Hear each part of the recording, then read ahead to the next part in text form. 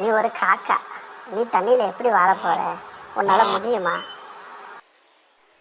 நான் ரொம்ப நாள் பயிற்சி எடுத்தேன்னா என்னாலையும் இதில் வாழ முடியும். அப்படியே நான் வாழ்ந்துட்டேன்னா இன்னும் கொஞ்ச நாள் நானும் ஒன்றை போல் வெள்ளையாயிடுவேன்.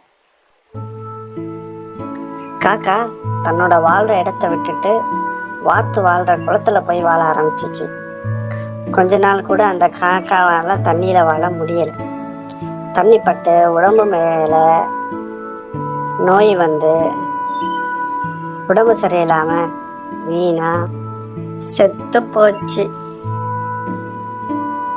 ஏன் இப்படி பண்ண?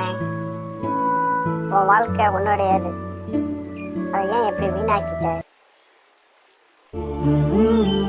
பிறரை போல இருக்க வேண்டும் என்று நினைத்தால் தன்னை இழந்து விடுவோம் என்பது காக்காவின் கதையிலிருந்து நாம் கற்கும் பாடம்.